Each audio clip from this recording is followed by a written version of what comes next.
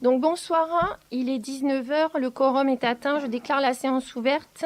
Donc suite à des cas avérés et des cas contacts au sein du personnel municipal et des élus, la séance du conseil municipal initialement prévue le 6 avril 2021 a été reportée à ce jour le 13 avril 2021. Compte tenu des conditions sanitaires actuelles et de la configuration de la salle ne garantissant pas un respect de la distance physique, je vous invite à statuer sur la tenue de la séance en huis clos. Pas d'objection à ça? Merci. Donc, je vais passer à l'appel. Monsieur Bonneau. Présent.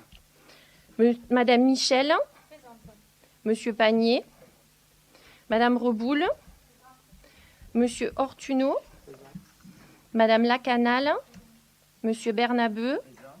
Madame Arrigo. Présent. Monsieur Vandermerch. Madame Guénal. Présent. Monsieur Mariès. Présent. Madame Brungalem. Monsieur Cross. Madame Adjé-Lagali, Monsieur Adjé, Madame Barthélémy, Monsieur Hernandez, Madame Lambert, Monsieur Barbe, absent à pouvoir, donc à mon nom, Madame Cécillon-Pintenot, Monsieur Doga a donné pouvoir à Monsieur Bonneau, Monsieur Lopez, Madame Perrotte, Monsieur Baronne, Madame Granier, Monsieur Bordenave, Madame Charéron a donné pouvoir à Madame Granier et Monsieur Chauzy est absent. Voilà, merci. On va désigner un secrétaire de séance qui... Fabienne ? Madame Michel.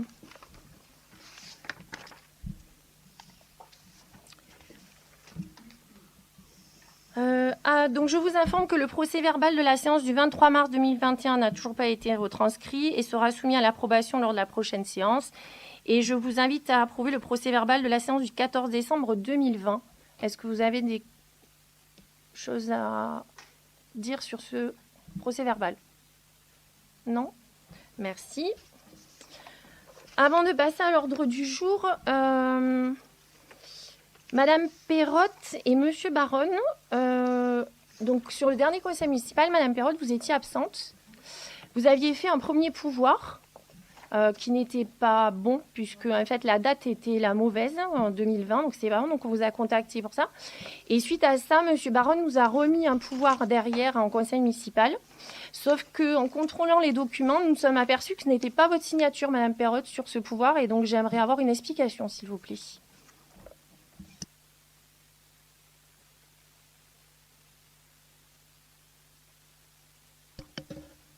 C'est ma signature, mais comme j'étais fiévreuse, peut-être je pouvais pas. Après contrôle en fait des services, ce n'est pas du tout la même signature. Voilà. Donc vous n'avez pas d'explication à donner là-dessus? Non. D'accord, très bien. Merci.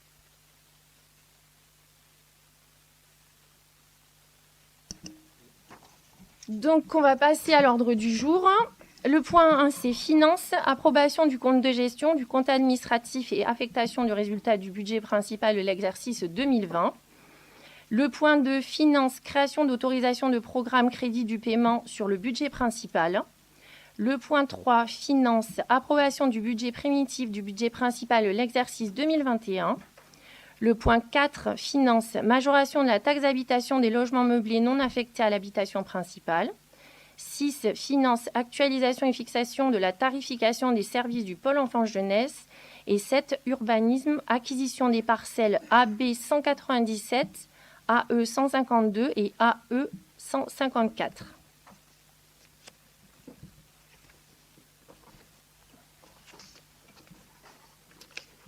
Donc, je rends compte des décisions prises en vertu des délégations que m'a confiées le conseil municipal.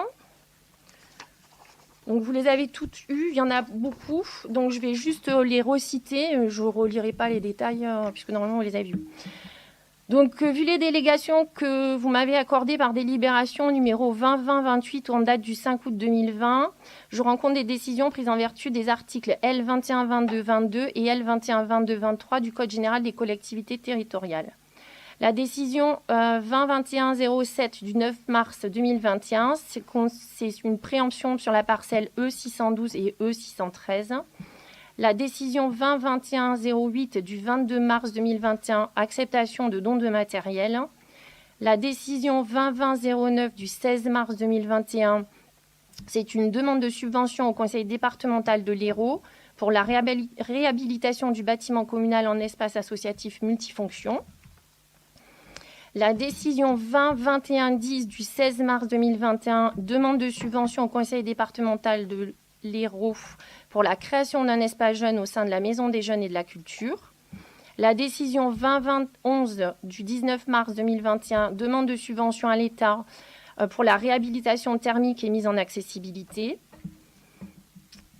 La 20-21-12 du 15 mars 2021, c'est cession de véhicules Renault immatriculé 814 AMP 34. Et voilà. Donc, on va passer à l'ordre du jour. Et sur le point 1, les finances, approbation du compte de gestion, du compte administratif et l'affectation du résultat du budget principal de l'exercice. Je vais passer la présidence de la séance à Monsieur Henri-Paul Bonneau et je me retire comme c'est prévu au niveau des textes de loi. Merci.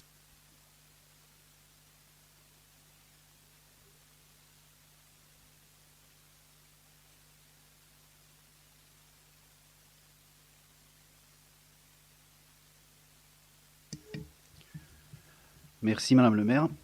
Donc pour le point numéro 1, je vais laisser Monsieur Gérard Ortuneau, adjoint aux finances, exposer. Merci. Donc je vais vous demander l'approbation du compte administratif et du compte de gestion.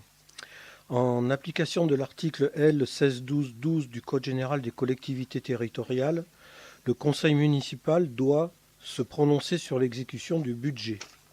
Considérant la concordance entre le compte de gestion retraçant notamment la comptabilité patrimoniale tenue par le comptable public et le compte administratif présenté par Florence Sanchez, maire. Je vous rappelle que le compte administratif établi annuellement par l'ordonnateur à la clôture de l'exercice budgétaire et que le compte de gestion dressé pour la même période par le comptable public rendent compte de manière analogue des opérations budgétaires exécutées durant l'exercice. Ces documents présentent les résultats comptables de l'exercice et permettent de rapprocher les prévisions ou autorisations inscrites au budget et les réalisations effectives. J'ajoute que toutes les opérations de l'exercice 2020 sont définitivement closes et les crédits restés sans emploi sont annulés. Donc l'objet de la délibération est de constater les identités de valeur avec les indications du compte de gestion relatives au report, à nouveau, aux résultats d'exécution de l'exercice, au bilan d'entrée et de sortie, au débit et au crédit portés à titre budgétaire aux différents comptes. Approuver le compte de gestion établi pour l'exercice 2020 par le trésorier principal et approuver le compte administratif de l'exercice 2020 arrêté aux résultats suivants. Donc les résultats suivants qui sont indiqués sur les notes explicatives qui sont donc dans le document que vous avez reçu.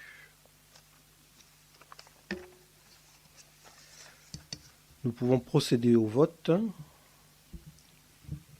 S'il n'y a pas de questions, donc nous passons au vote. Qui est contre ? Personne. Qui s'abstient ? Personne. Qui est pour ? Tout le monde. À l'unanimité, merci.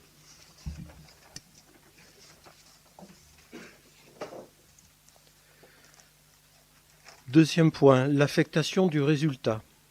En tenant compte des résultats présentés ci-avant, je vous invite, membres du conseil municipal, à procéder à l'affectation de ces derniers. L'objet de la délibération est le suivant. Affecter le résultat de clôture de l'exercice 2020 du budget principal au budget primitif 2021 comme suit. Donc en ce qui concerne la section d'investissement, les dépenses du compte 001 déficit d'investissement reporté sont de 686 254 000 euros et 20 centimes. Recettes du compte 1068 excédent de fonctionnement capitalisé du montant de 686 254 254 euros et 20 centimes. Section de fonctionnement la recette du compte 002 résultat de fonctionnement reporté à 900 771,86 €. Je précise que le budget primitif du budget principal pour l'exercice 2021 sera soumis à l'approbation du membre du conseil municipal au cours de cette même séance et reprendra ses affectations afin de les intégrer au budget primitif de l'exercice 2021. Donc, ça serait aussi également autoriser Madame le maire ou son représentant à accomplir et signer les actes subséquents ainsi que tout document utile à la mise en œuvre de la présente délibération. Je vous remercie. Donc, on va passer pareil au vote. Qui est contre? Personne. Qui s'abstient? Personne. Donc, à l'unanimité, merci. J'invite Madame le maire à rejoindre la séance. Merci.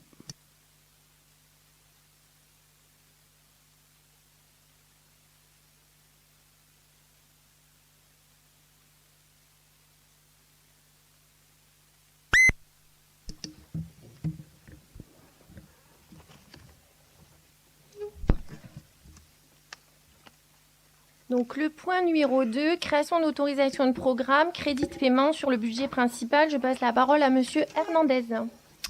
Bonsoir.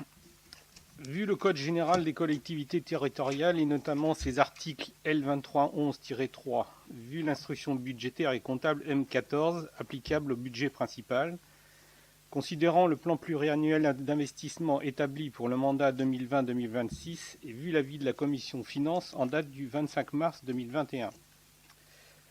Afin de faciliter la gestion des dépenses d'investissement portant sur le budget principal de la ville de Poussan et d'harmoniser la gestion pluriannuelle des crédits de paiement, je propose aux membres du Conseil de créer des autorisations de programme crédits de paiement, outil qui permet d'ajuster l'équilibre budgétaire à la réalité physico-financière des opérations. J'ajoute que si la collectivité s'engage juridiquement sur le montant global d'un programme, elle n'inscrit en crédit de paiement que les montants correspondant à ce qu'elle paie réellement chaque année. L'APCP suppose donc de se placer dans une logique pluriannuelle. C'est une technique budgétaire et comptable au service du plan pluriannuel d'investissement. L'objet de la délibération. Il s'agit d'approuver la création d'autorisation de programme crédit de paiement APCP tel qu'est énuméré ci-après. Les principales thématiques: renforcement de l'attractivité pour 4 815 700 €, amélioration du cadre de vie pour 3 709 500, redynamisation du centre-bourg pour 2 298 000, enfance, jeunesse et loisirs pour 1 798 400, développement du territoire pour 4 055 000 et modernisation des services publics pour 1 885 430 €. Le tout pour un montant global de 18 562 030 €. Donc, autoriser Madame le maire ou son représentant à accomplir et signer les actes subséquents ainsi que tout document utile à la mise en œuvre de la présente délibération. Merci. Question ?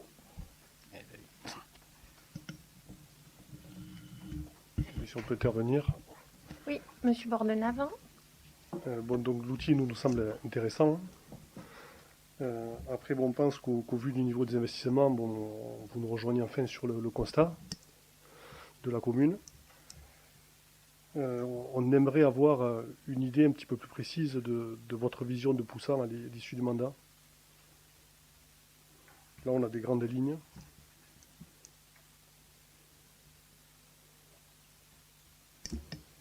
En fait, là, c'est pas l'objet. Enfin, on n'est pas là pour en fait vous expliquer comment va être Poussan en 2026. Là, vous avez les grandes lignes, c'est des autorisations de crédit sur des grandes lignes. Il y a le budget, il y a le plan pluriannuel d'investissement. Oui, mais vous avez Donc, ouvert ces vous grandes l'avez lignes dans le pour budget certaines derrière. raisons. Donc il y avait une idée. Pardon ? Vous avez ouvert ces grandes lignes pour des raisons. Oui, bien sûr, Donc, mais je vous vous avez les interroge explications dans le budget et Oui, dans mais- le plan pluriannuel d'investissement. D'accord, vous ne voulez pas me répondre. Ben, je ne vais pas reprendre tout le budget et le plan pluriannuel d'investissement là. Voilà. Juste, et en plus, il y a une commission des finances où tout a été expliqué. Écoutez, c'est ma question. La preuve Eh oui, que mais pas bon. suffisamment. Voilà. Est-ce que vous voulez une explication technique sur ça ou pas du tout? Pour mon part, ça va. C'était pas ma question. Bon, très bien. Écoutez, on va passer au vote. Qui est contre? Qui s'abstient? À l'unanimité. Mais le point 3, finance, approbation du budget primitif du budget principal de l'annexe 2021. Monsieur Ortuno.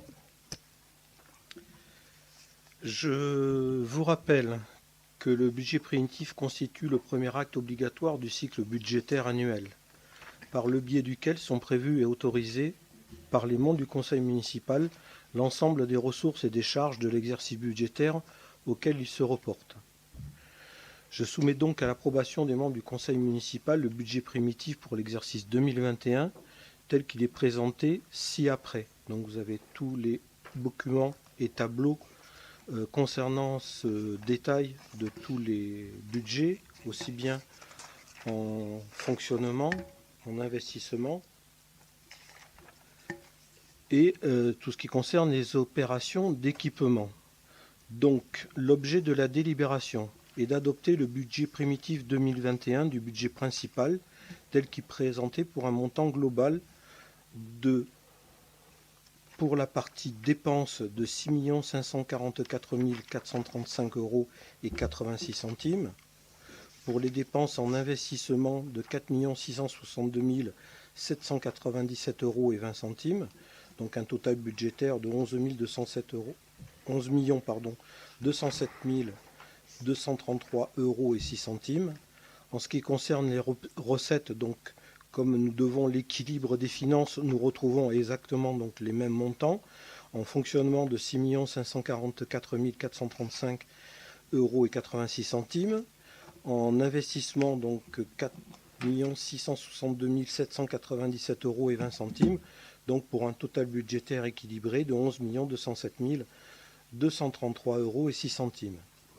Je précise que le présent budget primitif pour 2021 est voté au niveau du chapitre pour la section de fonctionnement, au niveau du chapitre avec les chapitres opérations d'équipement pour la section investissement. Je vous demande donc d'autoriser Madame le maire ou son représentant à accomplir et signer les actes subséquents ainsi que tout document utile à la mise en œuvre de la présente délibération. Merci. On va passer au vote. Qui est contre? Qui s'abstient? Ok, donc 2, 5 abstentions. Qui est pour? À 6, vous avez un pouvoir. 6. Pardon Fabienne, je peux envoyer. Ok, à la majorité, merci. Le point numéro 4, fixation des taux de fiscalité directe locale pour 2021. Monsieur Hernandez. Vu les dispositions du Code général des impôts, notamment l'article 1639A, vu l'avis de la Commission Finances en date du 25 mars 2021, je rappelle que les collectivités territoriales et leurs groupements à fiscalité propre doivent transmettre aux services fiscaux au plus tard le 15 avril les taux des impositions directes locales perçus à leur profit. Je précise que la loi de finances pour 2020 a acté le principe de l'exonération totale de la taxe d'habitation pour l'ensemble des foyers à l'horizon 2023. Ainsi, en 2021, les 20% de foyers encore assujettis à la taxe d'habitation sur les résidences principales bénéficieront d'un dégrèvement de 30%, puis de 65% en 2022, jusqu'à une exonération totale en 2023. À compter de 2023, la taxe d'habitation sur les résidences principales est donc définitivement supprimée. Seule la taxe d'habitation sur les résidences secondaires, THRS et autres locaux meublés non affectés à l'habitation demeure. La TFPB devient l'imposition pivot en matière d'évolution des taux, eu égard à la règle de lien des taux.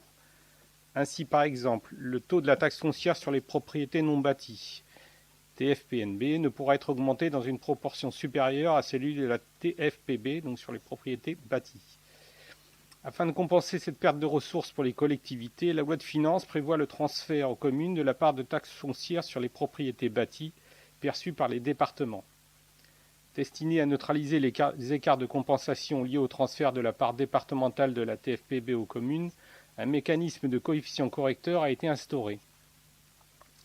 Il s'appliquera aux recettes de la part communale de TFPB et viendra annuellement soit minorer par un prélèvement les communes surcompensées, soit majorer par une contribution les communes sous-compensées.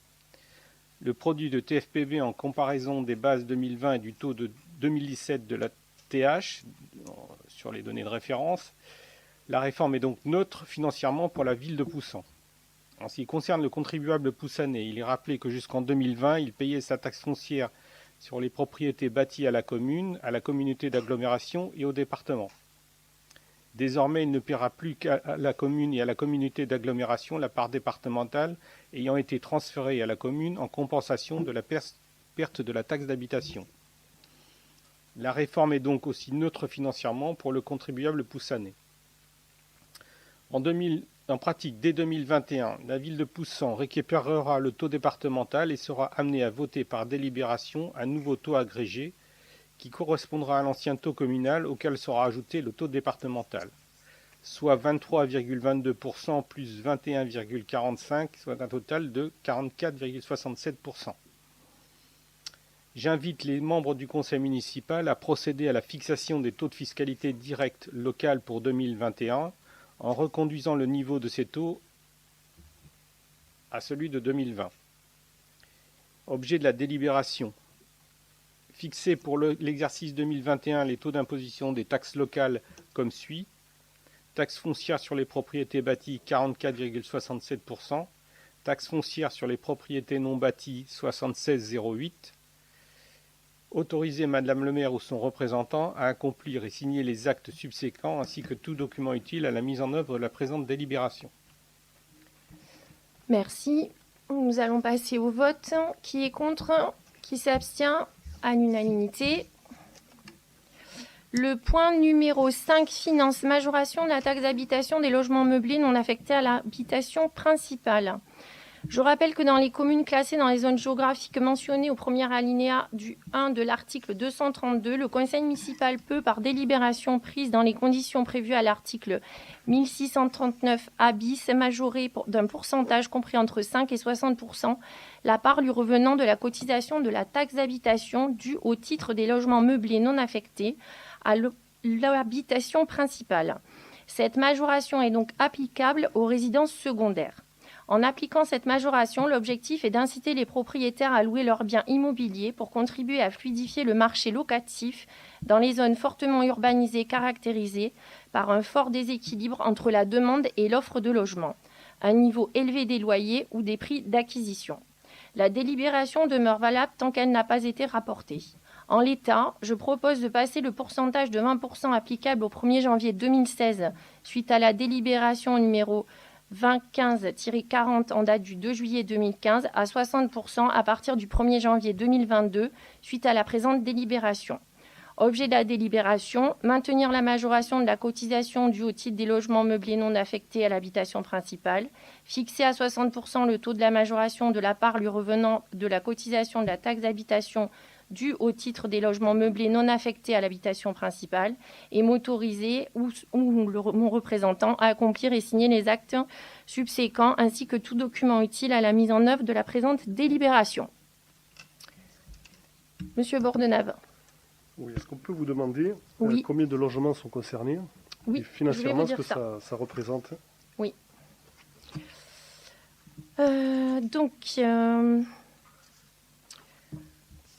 Le taux, ouais, c'est 89. Oui, c'est après, ouais. Il y a 89 résidences sur Poussan. Et l'augmentation, le passage à 60% pour la collectivité, c'est 26 000 euros. 26 062 euros, exactement. En exemple, je peux vous citer, on a fait des simulations avec les services de la SAM. Je peux vous citer par exemple pour un appartement d'une valeur locative de 997, catégorie 7, qui payait 221 euros. Avec la majoration, il y aura 73 euros de plus par an, donc 294 euros. Voilà. Après, j'ai d'autres exemples aussi pour une maison secondaire d'une valeur locative de 903, catégorie 4. Il y aura 362 euros de différence sur la majoration. Donc, c'était 1086 euros, ça sera 1048 euros. Voilà. Et quel objectif vous visez? Vous espérez que ces logements seront mis sur le marché locatif du coup? Oui, l'idée c'est ça, c'est d'essayer d'inciter les propriétaires à louer ces logements qui sont soit, bon, ceux qui viennent en vacances, ils loueront pas, mais il y a des logements qu'on peut appeler, des logements vacants et qui sont non occupés et c'est pour inciter justement à louer ces logements-là, les propriétaires à louer ces logements, l'augmentation de cette taxe. Puisque s'il le loue, il ne payera plus cette taxe-là. Voilà. S'il n'y a pas d'autres questions, on va passer au vote. Qui est contre? Qui s'abstient? Alors, combien? Parce que tout le monde n'a pas levé la main. Donc, 5. Qui est pour? À la majorité, merci. Le point numéro 6, finance, actualisation et fixation de la tarification des services du pôle enfant-jeunesse. Et je passe la parole à Madame Reboul. Bonsoir. Alors, vu l'article L 2122-22 du Code général des collectivités territoriales, considérant la passation du nouveau marché numéro 20 POU 001 pour la restauration scolaire par décision numéro 2021-05 du 10 février 2021. Considérant qu'il convient de procéder à l'actualisation des tarifs applicables dans le cadre des services proposés par le pôle enfance-jeunesse de la ville de Poussan, donc je vous expose les tarifs proposés pour une application effective au 1er mai 2021. Donc, vous avez reçu donc, les documents qui ont été envoyés, vous les avez analysés. Donc, je ne vais pas les passer. Si vous avez certaines questions à poser, je vous écoute. Mais ce que je vais vous dire avant que vous preniez la parole, c'est qu'avant que toute question éventuelle, donc vous allez en poser, je tiens à préciser que j'apporterai certaines explications dans la mesure du possible, de manière synthétique, car toute une réflexion a été menée lors de la commission scolaire en date du 26 mars avec les élus et la responsable du service enfance et jeunesse, commission à laquelle aucun membre de votre groupe n'était présent. Donc maintenant, je vous écoute. Alors, oui, merci. Donc, si on compare les tarifs de l'an passé aux tarifs de cette année, donc on a une augmentation de 0,35 à 0,45 euros par repas. Oui. Je voulais tout simplement savoir quelle était la raison de cette augmentation.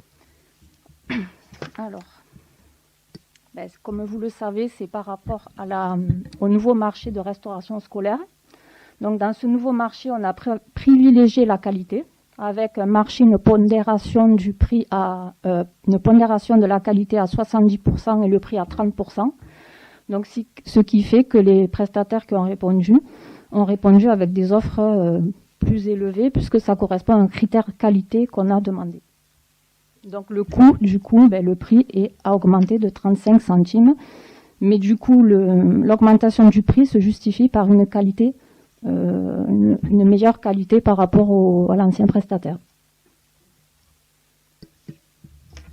Okay. Excusez-moi, au-delà du pourcentage, moi je ne sais pas ce que ça veut dire, 70% de qualité. Qu'est-ce que ces repas auront de meilleur que les anciens repas? Il y a plus de qualité. Mais là, avant, c'était le prix qui était privilégié. Là, on a privilégié la qualité. Quand on a lancé le marché dans le cahier des charges, on a privilégié des produits bio, des produits labellisés. Donc, ce qui fait que le prestataire a un coût plus élevé que l'ancien, où il n'y avait pas toutes ces qualités qui étaient demandées. En septembre, au niveau de la restauration, la loi Egalim doit être mise en place. Donc, effectivement, ça apporte une qualité supplémentaire. Et donc, nous, comme on devait repasser le marché, on a demandé de suite, en fait, aux prestataires de répondre à cette obligation. Et donc, les réponses permettent, en fait, d'avoir au niveau du prestataire, effectivement, comme disait Sonia, des produits bio, des producteurs locaux, qui sont pas loin, que ce soit pour la viande, il y a plein de choses. Voilà. La loi Egalim, je pense que vous en parlerez sur la commission restauration, parce que c'est compliqué et c'est un peu long à expliquer, mais voilà, donc la qualité est meilleure. Et moi, je tiens juste à préciser quand même que sur la tranche 1, Bon, il y a une augmentation, puisque le prix du repas augmente, mais que sur la tranche une, on ne facture que, qui est la tranche des personnes les moins aisées, on ne facture que le prix du repas. Le prix du repas qui coûte à la collectivité. Il y a, voilà, c'est 3,20 €, c'est 3,20 €. C'est ce que nous facture le prestataire. Voilà, il n'y a pas de, voilà, il y a pas de prix. Et juste aussi peut-être une précision, c'est que même quand on fait, il y a le coût des repas, où du coup sur la tranche 1, on part sur le prix que nous facture le prestataire.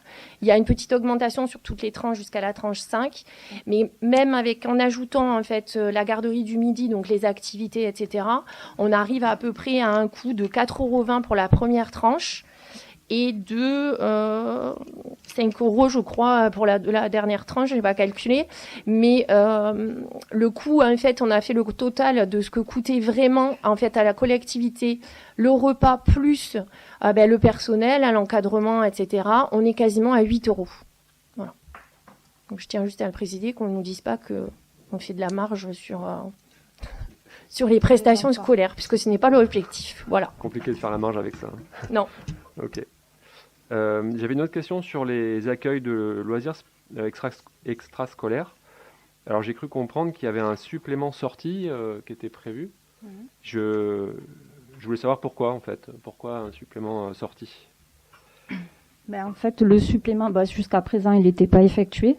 Donc la collectivité supportait la charge de la billetterie plus du transport. Du coup, on a demandé une participation aux familles pour supporter une part infime de la sortie qui sera effectuée, à savoir qu'il n'y a qu'une sortie par semaine et que ce supplément de sortie varie en fonction du type de sortie, comme vous l'avez vu. Donc ça peut aller de 0,50 centimes qui correspond en gros à sortie comme la ferme pédagogique à Bouzigues et qui va jusqu'à 5 € qui correspond à d'autres sorties. Donc c'est vraiment en fonction du type de sortie et c'est pour éviter à la collectivité de supporter tout le coût qui augmente. Si on prend les transports, chaque année ça augmente. Donc voilà. Ok, merci. J'avais une dernière question sur les séjours extrascolaires. Où là les tarifs, alors si j'ai bien compris, baissent uniquement pour les ménages les plus aisés, jusqu'à 35 €. C'est ça, les tarifs, on a diminué les tarifs sur les tranches 4 et 5. Donc à savoir que les tranches 1 et 2 ont aussi droit à des aides de la CAF. Donc quand vous prenez la tranche 1 où le séjour est à 160 €, les familles paieront réellement 40 €. Et cette analyse a été faite avec la responsable du service enfance et jeunesse, qui est la technicienne dans le domaine, et qui, en faisant le tour des communes, nous a indiqué que les dernières, même si c'est les familles les plus aisées, comme vous le dites, ce sont une tarification qui est très chère par rapport à ce qui se pratique dans les communes avoisinantes. C'est pour ça qu'on a décidé de les baisser. D'accord. Et ça, quel manque à gagner du coup Ça, je ne l'ai pas calculé. D'accord. Et tout le monde, est-ce que tous les familles les plus modestes demandent l'aide CAF? Parce que des fois, il y a des familles qui ne connaissent pas. C'est pour les tranches 1 et 2, c'est en fonction du quotient familial et toutes les familles sont bien au courant puisque quand elles font l'inscription au service enfance et jeunesse, ils leur donnent les indications et tout le monde est au courant pour les tranches 1 et 2 qu'elles ont droit à des aides de la CAF.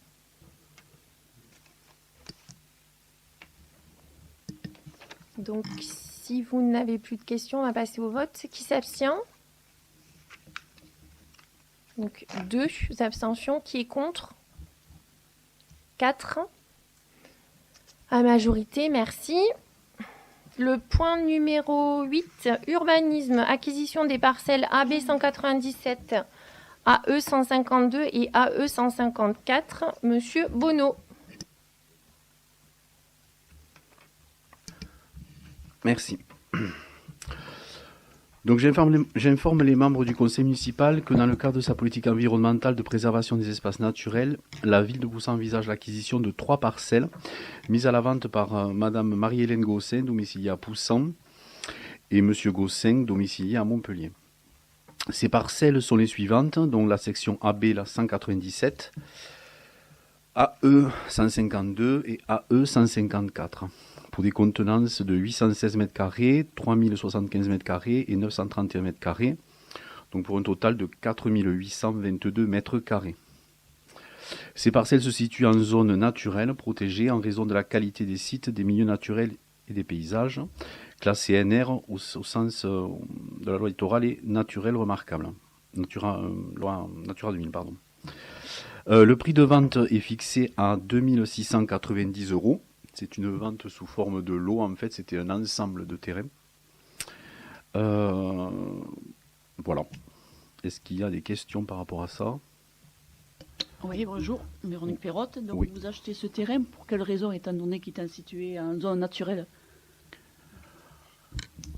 Pour le protéger d'éventuelles acquisitions ou des constructions illicites pourraient se faire, notamment sur une des parcelles où il existe déjà une construction illicite juste à côté, qui fait l'objet d'une procédure avant qu'on me pose la question. Et comme cette parcelle est alimentée en électricité et en eau, je pense qu'il est préférable que la commune s'en saisisse de manière à ce qu'ils ne viennent pas à côté s'y mettre une nouvelle construction. Voilà. Parce qu'avec une nouvelle réglementation, ils n'auront pas droit au branchement, rien du tout. Ils ont pas On est bien musée, d'accord. tout ça. Parce que si on commence à acheter toutes les zones naturelles de la commune, ça va faire Oui, du tout sombre à fait, mais je le pense qu'il mandat. y a quand même des espaces à protéger. Quand on a une opportunité, je pense que, comme je l'ai déjà évoqué dans le cadre de la lutte contre la cabanisation, on sait que c'est le seul moyen vraiment efficace au jour d'aujourd'hui, c'est d'acheter pour éviter la cabanisation. Voilà. Après, Merci. je vous en prie. Après, je précise que donc l'ensemble de ces terres est acheté pour un prix à 0,56 centimes le mètre carré, donc qui est un prix très faible par rapport au marché. Voilà, au marché. Si j'ai une autre question, cette zone naturelle, elle va être gérée par l'agglo, par la SAM, Non, pas celle-là. pas celle-là. Elle est pas située L'agglo, dedans. pour les parties des parcelles gérées par l'agglo, dans les espaces naturels, il y a une liste exhaustive de parcelles concernées. Celle-là n'en Elle fait est pas pas- partie elle fait puisqu'elle pas n'était partie. pas déjà, c'était une parcelle privée à l'origine, donc elle n'avait pas été inclue. D'accord. Voilà. Il reste beaucoup de parcelles qui ne sont pas gérées par l'agglo.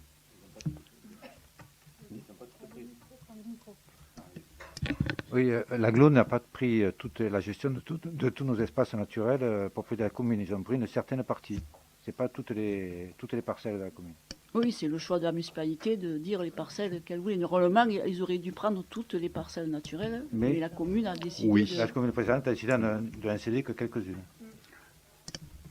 Concernant ce type d'acquisition, en fait, dans le cadre de cette politique, nous avons dans le PPI fixé une somme annuelle sur toute la durée du mandat qui s'élève à 75 000 €.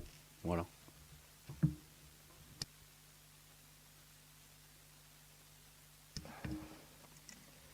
Donc avant de passer au vote, je signale que Madame Brun-Galem ne participera pas à ce vote-là. Non, tu n'es pas obligé de sortir, juste tu votes. Voilà. Donc qui s'abstient? Qui est contre? À l'unanimité, merci. Moins Madame Galem dans la comptabilisation. Merci. Donc nous allons passer aux questions et aux points divers. Donc, qui lit vos questions? Monsieur Baronne. Ah, Juste 2 secondes, elle n'a pas Oui. été écrite, mais c'est en rapport avec les terrains, l'achat des terrains. Oui. Il y a un terrain qui a été acheté au Roc, donc qui a rencontré l'ancienne décharge. C'était pour un bornage. D'accord? Donc c'est savoir si tu sais qu'est-ce que les gens vont faire de ce terrain. Parce que ce qui me surprend, c'est que c'est l'ancienne décharge qui a été comblée. Donc je me demande bien qu'est-ce que ces gens vont faire là-dessus. Non, en l'occurrence, celui-là, non. On ne sait pas. Je sais pas. Après, c'était juste pour un bornage pour l'instant. Oui, non, mais c'était juste une question. A priori, non. Parce que je trouve curieux que des gens achètent. Parce que ça, on ne peut vraiment rien en faire. J'ai bien précisé lors de ma présence sur ce bornage de la réglementation de ces espaces Il m'a été rappelé par une personne présente d'ailleurs comment se composait le paysage autour de cette parcelle. Donc c'est pour ça que j'ai profité pour bien insister auprès du éventuel futur acquéreur de la réglementation de ces espaces. Oui. Et je ne peux pas dire... voilà. Ok. Donc sur les questions diverses, Monsieur Veron. Alors, cave coopérative, est-ce qu'une... On a un peu abordé la question lors de la visite de la cave la dernière fois, mais je la pose de manière plus officielle. Est-ce qu'une date a été fixée pour la vente de la cave coopérative à GGL? Sinon, pouvez-vous nous donner une idée du délai dans lequel vous prévoyez d'effectuer cette vente? Pas de souci.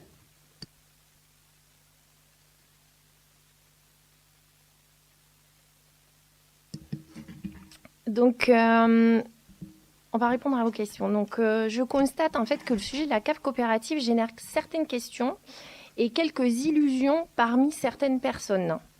Par conséquent, cela entraîne des angoisses et donc des propos auxquels nous allons répondre. Ce que je peux vous dire, c'est que je comprends l'émotion que peut susciter en fait ce projet chez une partie de la population.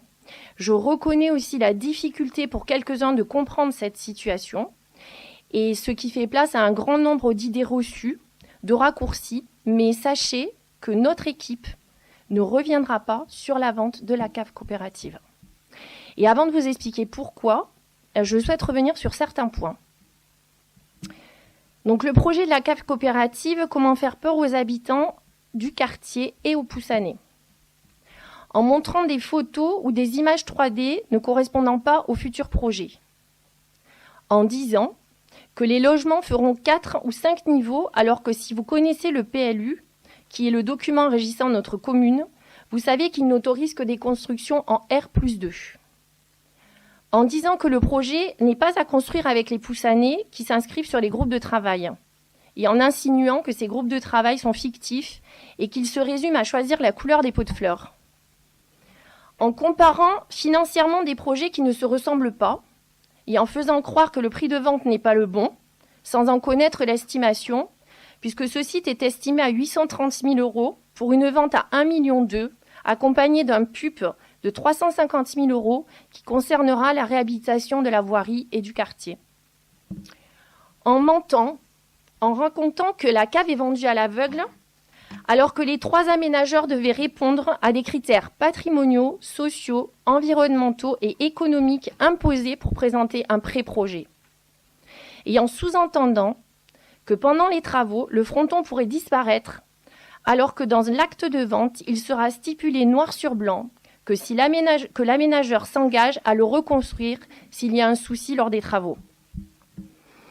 En faisant croire aussi que l'école, la cantine, le centre de loisirs ne pourront pas accueillir les enfants, alors que 1,8 million de travaux sont prévus sur 3 ans pour réhabiliter le bâtiment du service enfants-jeunesse, l'école maternelle et l'école élémentaire des Baux, et que dès cet été, les travaux vont commencer sur les sanitaires, les salles d'accueil et la cantine. Pour rappel, cette école a accueilli jusqu'à 15 classes, nous en sommes à 10, il reste donc de la place. Quant au centre de loisirs, il basculera dès cet été au Jardin des Frères, où les salles vont être réaménagées en offrant ainsi un nouveau terrain de jeu aux petits Poussanais. En comparant le projet avec celui de la cave de Loupian, qui, soi-disant en passant, est confié au même architecte, qui n'est pas un projet municipal puisque la cave est encore aux coopérateurs et qu'ils le vendent sans concertation avec la population. D'ailleurs, en 2006, sur Poussan, lorsque nos coopérateurs ont fait le choix de vendre la cave coopérative et de partir construire une nouvelle cave coopérative pour répondre à un besoin de modernisation dans une autre commune, y a-t-il eu des réactions? Y a-t-il eu une pétition? La commune a acheté ce bien pour aider financièrement les coopérateurs à cette autre construction. Non pas parce qu'elle avait un projet défini sur ce site. Mais aujourd'hui, 15 ans après cette vente, après 15 ans d'abandon du site, 15 ans de dégradation, 15 ans que la cave coopérative et sa cour servent de déchetterie, notre vente choque. Pourquoi? En disant aussi que sur 4000 m² de la cave, nous aurions pu faire une piscine comme à Gijan, investissement 9 millions d'euros, fonctionnement 800 000 €. Une médiathèque intercommunale comme à Balaruc, sur 1000 m², afin de répondre aux normes du ministère de la Culture, un investissement de 4,5 millions et un fonctionnement de 425 000 €, dont 350 000 € pour le personnel. En y déplaçant la MJC, pourquoi? Elle est au cœur de ville, accessible à tous à pied, pour les jeunes et les moins jeunes. Bien sûr, différents espaces sont à réhabiliter, à se réapproprier, à réinvestir, comme certaines salles, l'arrière de la cour, les jardins. Mais tout cela va rapidement se mettre en place, puisque dès cet été, le nouvel espace jeune y verra le jour. Un parc avec un mur d'escalade. Coût de démolition, de désimperméabilisation, de construction, 800 000 €. Sans parler du coût de fonctionnement, alors que, je précise, un mur d'escalade existe déjà chez nos voisins à Loupian et que nous avons un projet d'un parc intégré au complexe des Baux. J'attire aussi votre attention sur la dangerosité du site de la cave coopérative. Jour après jour, la cave devient de plus en plus dangereuse. Toiture qui s'effondre, poutre de soutènement qui s'affaisse. Il est nécessaire de trouver une solution rapidement. Si je devais prendre un arrêté de mise en péril sur le site et que nous devions la mettre en sécurité, combien cela coûterait-il à la commune? Juste un petit rappel, la sécurisation de la rue des Ors, une maison. Pour l'instant, nous en sommes à 100 000 € sur le budget de la commune. Et si la cave devait être à détruire, la démolition nous coûterait 400 000 €.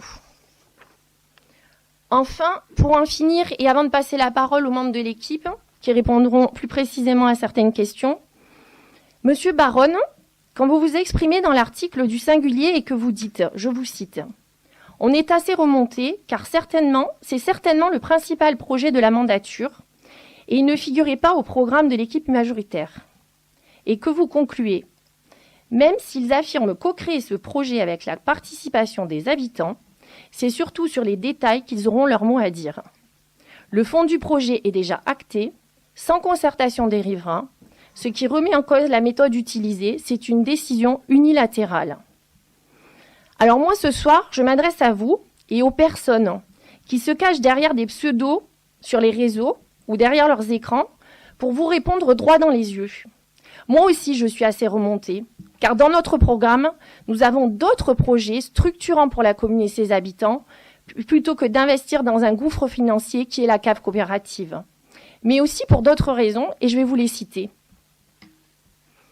Parce que je voudrais comprendre comment des personnes qui ne m'ont jamais demandé de rendez-vous en mairie, qui n'ont jamais demandé à me rencontrer, n'ont jamais demandé à échanger, que je n'ai même pour certains jamais même croisé dans la rue, qui ont la petitesse et l'indécence de juger ma personne, de me traiter de menteuse, de rapporter des propos calomnieux en attestant que je vais m'enrichir avec la vente de la coopérative, qui déclarent que je suis pro-Interland alors que pendant la campagne, j'ai pris position sur ce dossier, qui déclarent que je suis pro-ligne LGV alors qu'en conseil communautaire, j'ai pris ouvertement position et que j'ai voté avec M. Vandermeersch contre la délibération, et que je manque de respect aux Poussanaises et aux Poussanais.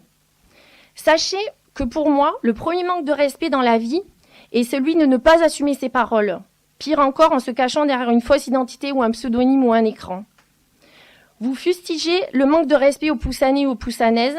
J'invite certains à avoir la décence ou tout du moins l'honnêteté de parler en leur nom et d'assumer leurs propos, que nos administrés sachent qui se permet de parler en leur nom. Je vous propose donc de lâcher vos claviers, de quitter vos écrans, de venir assister aux commissions et aux réunions de travail dont vous êtes membre en tant qu'élu. Et j'invite les Poussanaises et les Poussanais à prendre rendez-vous avec moi, à s'inscrire dans les groupes de travail. Vous pourrez et ils pourront se rendre compte que décider des couleurs des pots de fleurs n'est pas à l'ordre du jour de ces groupes. Et si le projet ne vous convient pas, vous aurez au moins la possibilité de le critiquer de manière honnête et de parler en tout état de cause de l'impact que ce projet aura sur la commune. Je terminerai, si vous le voulez bien, par 2 citations qui me semblent complémentaires et à propos aux raisons de la situation. La critique est facile, mais l'art est difficile.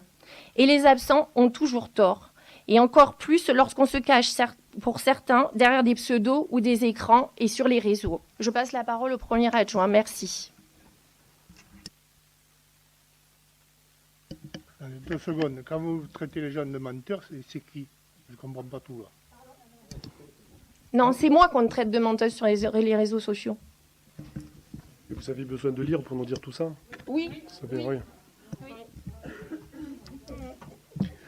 Si vous pouviez ne pas commenter, s'il vous plaît. Si vous avez quelque chose à dire, vous prenez le micro. Excusez-moi, mais on n'a pas tous le même art que M. Baron a parlé sans papier. Certains, il leur faut des papiers. Voilà.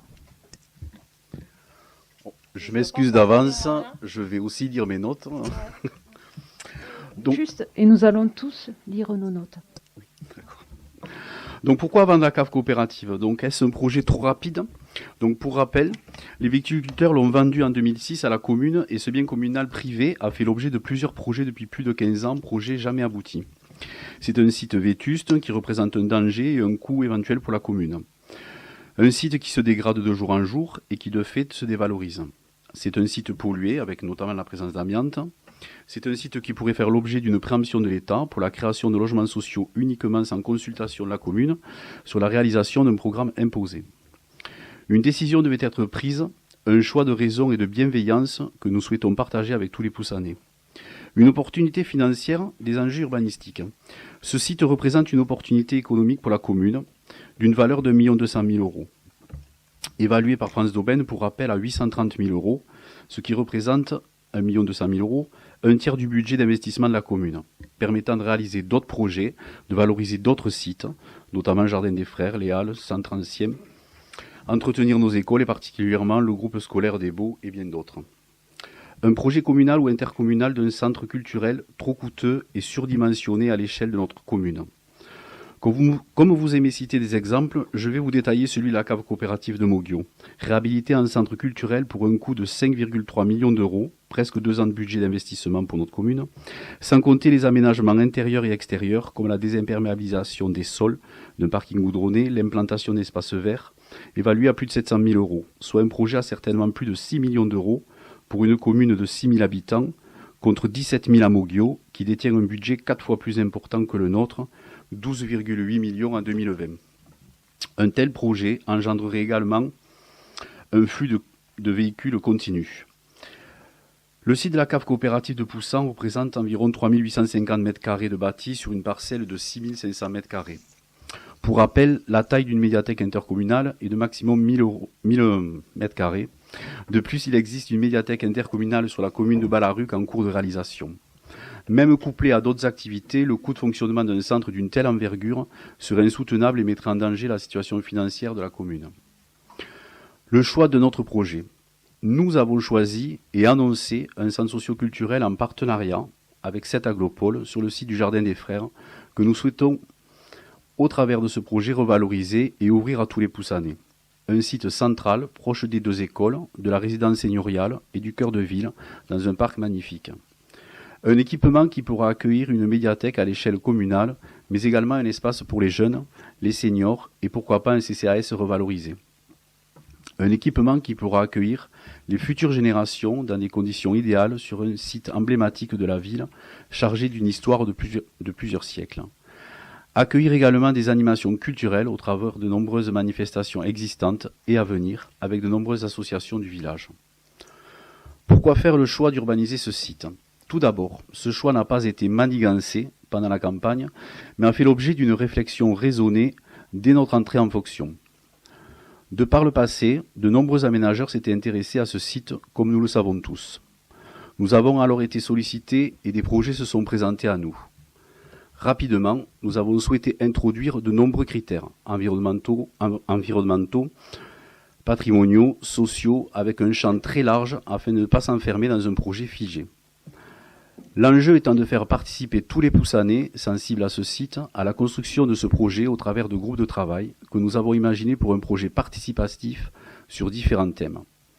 Un projet harmonieux est donc à construire avec certes une centaine de logements, mais une implantation de bâtiments à définir, avec une hauteur, contrairement aux fausses informations diffusées sur les réseaux sociaux, réglementée à 2 niveaux, et des parkings en majorité souterrains, mais également aériens, à définir lors des échanges avec les groupes de travail participatifs. Contrairement à d'autres projets de construction dans des quartiers résidentiels et enfermés avec des accès difficiles, situé juste à l'entrée de la commune, ce projet ne viendra pas engorger le centre-ville. La jonction piétonne permettra à chacun de se rendre à pied au centre et vers un groupe scolaire des Baux réhabilité entièrement et prêt à accueillir de nouveaux élèves. Son accès en sera des plus simples et le rendra fonctionnel et attrayant. Il est aussi important de préciser que la loi de solidarité de renouvellement urbain, dite loi SRU, préconise autant que faire se peut de densifier les zones urbanisées et d'éviter l'étalement. Le site de la cave coopérative répond pleinement à cette loi. De même, vous annonciez dans votre programme créer des logements sociaux, mais premièrement, sans bétonner, cela nous paraît compliqué, et deuxièmement, sur quel site? Si vous refusez celui-ci et celui de Sainte-Catherine. Peut-être imaginez-vous créer des immeubles à étages dans le centre. Notre projet se veut raisonné et ouvert à tous. Cette option choisie nous permet également de répondre à d'autres enjeux essentiels sur notre territoire et notamment répondre à un enjeu de logement privé et de logements sociaux. Pour cela, je vais passer la parole à Madame Lacanal, adjointe au social, qui nous en dira un peu plus. Excusez-moi, on intervient quand? Parce que c'est un petit peu long, on a beaucoup de points à évoquer également. Mais nous allons terminer. Vous avez posé les questions, on est en train de répondre à vos questions. Ouais, on apporte les réponses à vos questions. Oui, mais j'aimerais apporter des précisions à notre question, parce que là, ça part un peu... Non, Madame Lacanal va vous expliquer pourquoi en fait, on a choisi ce projet sur les logements sociaux. Après, vous reposerez les questions si vous voulez, mais... Donc, comme vous le savez tous, la commune de Poussan est soumise aux dispositions de l'article 55 de la loi SRU modifiée par la loi Duflot et doit à ce titre disposer de 25% de logements sociaux. Au 1er janvier 2020, Poussan était à 1,82%. À ce jour, Poussan compte 86 logements sociaux, au lieu des 669 réglementaires. Je dis bien 669. La commune ne disposant pas du taux requis par la loi, elle fait l'objet d'obligations de rattrapage, mises en place par période triennale avec une pénalité s'élevant à 379 000 € par an, plafonnée à 5% de notre budget de fonctionnement, soit 211 000 € par an. Coût total, 633 000 € sur 3 ans. Budget de restauration des halles, aux alentours des 550-600 000 €. Outre le facteur économique, sachez que selon l'Union sociale pour l'habitat, entre 65% et 70% des Français sont éligibles à un logement social. Pour information, à l'heure actuelle, la ville de Poussan fait face à une forte demande de familles éligibles sur des types de logements allant principalement sur du T1 au T3. Familles qui, pour certaines, sont dans l'attente depuis plusieurs années. Ainsi, en ce qui concerne le projet de la cave coopérative, notre but sera de répondre aux attentes des Poussanais en imposant un taux de création de 35% de logements sociaux et non plus de 25%, en axant aussi notre priorité sur la création de logements adaptés pour les seniors. Alors oui, notre volonté affichée comme durant notre campagne est d'offrir plus de logements à vocation sociale et de favoriser la mixité par des projets raisonnés et entièrement maîtrisés sur lesquels nous avons la main. Nous voulons ainsi éviter les désagréments d'ensemble, comme aux pierres blanches, même si nous pouvons reconnaître que ce projet a néanmoins permis l'accès à un logement décent et a fait le bonheur d'un grand nombre de Poussanais que nous connaissons tous pour la plupart d'entre nous. Nous voulons aussi maintenir et offrir du logement décent à toute une génération de Poussanais et à celle à venir. Et nous voulons enfin aussi entraîner à la baisse la pénalité. Merci de votre attention. Je passe la parole à Monsieur Bernabeu, adjoint à la culture et au patrimoine.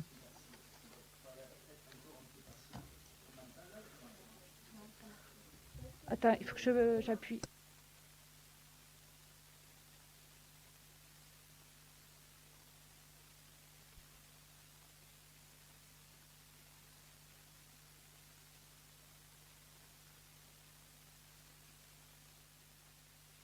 Voilà. Donc je vais axer mon intervention sur la mémoire et le patrimoine. Comme vous tous très certainement, je suis attaché au patrimoine de notre village, qu'il s'agisse du patrimoine public, privé, laïque, religieux ou même militaire.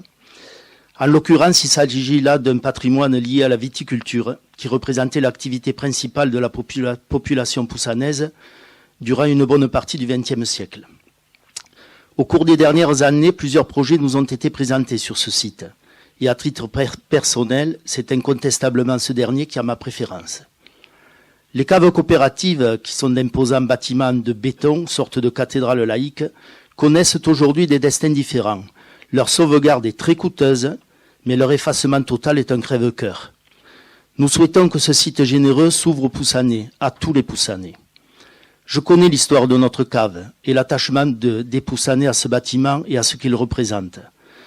Mon grand-père maternel figure sur la photo des viticulteurs fondateurs de la coopérative. Et comme je l'ai déjà dit ici même, je sais que le souvenir de ces 70 années d'activité de la cave ne sera pas perdu. D'une part, le fronton, tel un rempart contre l'oubli, demeurera, témoin du balai annuel des charrettes, puis des tracteurs et des camionnettes, venus déverser les fruits du labeur des vignerons poussanais. D'autre part, des éléments de l'intérieur de la cave seront conservés et placés sur les lieux publics autour des bâtiments. Des animations autour des métiers de la vigne pourront être organisées, comme des expositions de photos, de matériel viticole, des rencontres intergénérationnelles pour raconter aux plus jeunes les pratiques d'un temps révolu. Des ateliers de peinture ou de sculpture sur le thème de la vigne seront proposés. De même, l'utilisation du vocabulaire viticole pour nommer les bâtiments, les places sera privilégiée. La liste n'est surtout pas exhaustive et s'enrichira des idées qui émergeront lors des réunions des groupes de travail qui seront organisés pour compléter le projet. Et je fais confiance aux personnes qui s'investiront dans ces différents groupes pour apporter le fruit de leur ressenti ou de leur fantaisie. Je vous remercie. Je crois que c'est M. Mariès qui intervient maintenant. Nous pensons qu'il faut voir dans ce projet l'opportunité de créer un quartier exemplaire dans un lieu sans aucun aménagement aujourd'hui.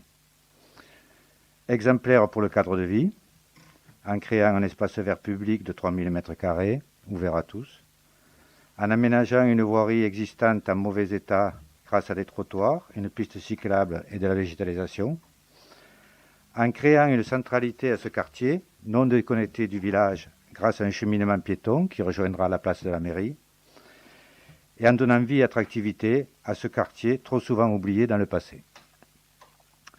Mais aussi, nous souhaitons qu'il soit exemplaire face aux enjeux environnementaux, en désimperméabilisant au moins 50% de la surface, en améliorant la gestion des eaux, en créant des îlots de fraîcheur, en travaillant sur les économies d'énergie et en valorisant les matériaux de la déconstruction.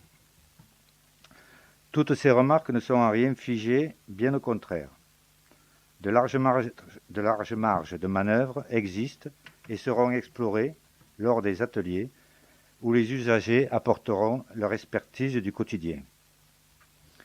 Il faut faire de ce projet un projet apprenant pour tous, élus, habitants, territoires.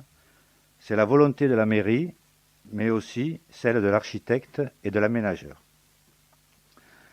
Je voudrais juste rajouter que l'émotion suscitée chez certains, compréhensible, par ce projet doit servir, ainsi que les critiques constructives, à faire évoluer positivement ce projet, alors que les peurs, au contraire, paralysent et nuisent au discernement. Je ne saurais trop inviter les Poussanais à participer à ces ateliers. Il y a de bien belles choses à faire, et pas uniquement choisir la couleur des pots de fleurs. Ça a plu, les pots de fleurs, ça a plu. Les pots de fleurs, ça a plu. La situation d'un projet ambitieux. Pour résumer, notre choix se veut rationnel et en adéquation avec les enjeux de notre commune et de notre territoire. Il ne privera en rien, bien au contraire, la réalisation d'autres projets structurants et permettra d'entretenir le patrimoine existant, comme nos écoles et les halles, entre autres. Clairement, le report de cette session ne changerait en rien le devenir de ce site. En revanche, la mobilisation de chacun sera la clé d'un projet réussi. Bien entendu, la vente définitive se fera dès lors que le projet sera abouti et que le permis seront autorisés. Pour certains, il apparaît une incompréhension sur la méthode d'information, mais en toute transparence, nous avons voulu consciemment que ce projet que des esquisses de projet, non figées, pour les co-construire avec les Poussanais, afin que chacun puisse être acteur d'un grand projet qui sera, nous en sommes certains, un exemple de réussite urbanistique annonçant une nouvelle vie pour la cave coopérative, dans le respect le plus total de ce lourd passé, chargé d'émotions pour d'anciens Poussanais. Merci. Et c'est moi qui termine.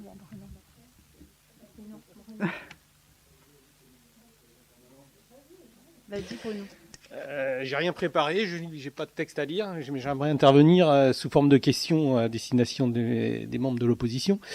Lorsque le site a été vendu par les coopérateurs à la mairie, combien d'entre vous se sont opposés à la vente? Aucun. c'est la réponse que j'attendais. Et lorsque... Attends, j'ai pas fini. Tu poses une question et j'ai pas fini. Deuxième question, lorsque les coopérateurs ont vendu la cave à la mairie, quelles sont les requêtes qui ont été formulées par ces mêmes coopérateurs quant au devenir du site? Je suppose aucune. Voilà, c'est tout. Je voulais juste Céline, terminer, vas-y. conclure. Au dernier conseil, je ne me suis pas exprimée sur la cave Copé. Comme beaucoup d'entre nous ici, qui avons connu ce lieu encore vivant, l'émotion est grande en effet lorsque nous évoquons la destruction de ce lieu. Parce qu'il est empli de souvenirs, parce qu'il fait partie de notre histoire familiale, de l'histoire de la viticulture de Poussan. Cette viticulture qui a façonné les paysages, une partie des maisons, des bâtiments de notre village. Je suis pour la vente de la Copé et pour le nouveau projet d'aménagement pour les raisons qui viennent d'être évoquées. Mais je n'ai pas envie de voir cela comme un enterrement, ni comme une page tournée pour l'histoire vigneronne de notre village. Le fronton sera gardé. La grande place où fourmillaient les tracteurs va revivre et être ouverte aux Poussanais. Et faisons bien plus. Faisons connaître cette histoire de la viticulture à tous les Poussanais par le biais d'animations, de témoignages. Récupérons les éléments du mobilier qui emplissaient la cave et faisons-les revivre. Pourquoi pas au travers d'œuvres artistiques permanentes, au travers d'une exposition sur l'histoire vigneronne de notre village. Ne faisons pas de cet événement un enterrement, mais au contraire, un moyen de faire revivre, de faire connaître et de garder en mémoire notre histoire. Cela, nous ne le ferons pas seuls. C'est en ce sens que nous avons fait appel à tous les Poussanais qui le souhaitent pour venir participer au groupe de travail. Une réunion d'information publique, en présentiel ou filmée, aura lieu au mois de mai. Cette réunion permettra de présenter l'esquisse du projet et de définir les modalités des ateliers de travail. Ces ateliers débuteront au mois de juin et se poursuivront a priori jusqu'à la fin de l'année 2021. La démolition et le début des travaux ne débuteront pas a priori avant 1 an. Durant ces mois de réflexion et de construction, ces ateliers ouverts à tous les Poussanais seront animés par la CPIE et par les membres du cabinet d'architectes Garcia Dias. 3 groupes sont ouverts afin de travailler sur les thématiques suivantes. L'aménagement du quartier travaille sur le bâti, sur les espaces verts, sur les voiries, le mobilier urbain. La mise en valeur du patrimoine et la préservation de la mémoire. La mise en place de manifestations et d'animations thématiques autour des vignes et du terroir.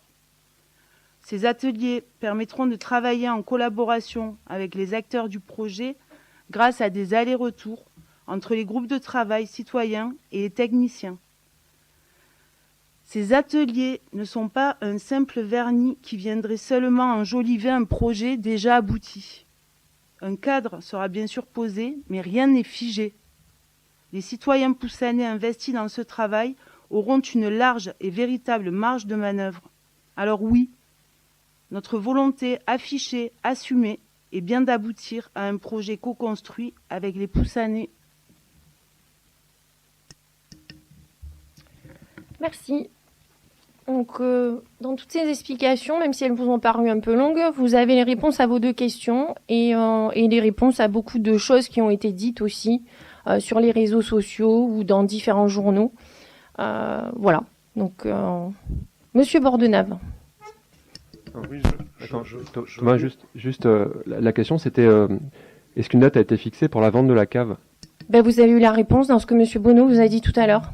J'ai pas bien. Alors, j'ai dû avoir un moment oui, parce d'inattention. que vous êtes sur votre ordinateur. Je pense que vous non, écoutez pas ce qu'on dit. Je prends des notes. D'accord. Du coup, vous avez loupé le paragraphe en prenant des notes. Alors, vous pouvez répéter, s'il vous plaît, à quel moment? Mais la vente de la cave, l'acte définitif sera fait lorsque tous les permis seront autorisés. C'est à peu près quand, du coup? C'est juste pour avoir une idée, hein. C'est pas pour... Au moins 1 an. D'accord, merci. Je vous en prie. Monsieur Bordenave. Alors, sincèrement, je ne sais pas par où commencer. Je trouve que le débat, il est vraiment complètement déplacé. Là, c'est un pour ou contre le projet. Vous mélangez un petit peu tout avec les élus d'opposition, des collectifs ou autres qui se sont montés, les réseaux sociaux. Bon. Non. Moi, il y a plusieurs questions. Alors, monsieur Bordenave, je supporte vos textes.